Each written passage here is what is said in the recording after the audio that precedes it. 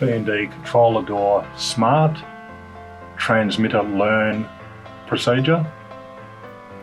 First of all, remove the cover once again to access the control panel.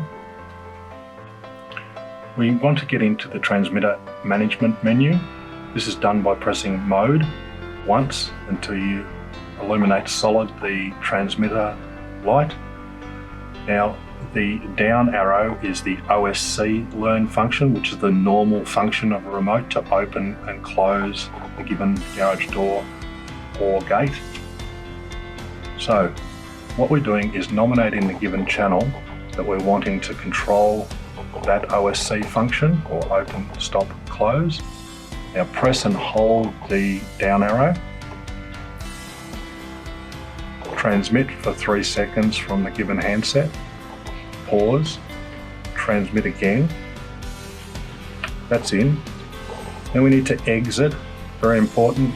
Press the mode once, and then we can test that function.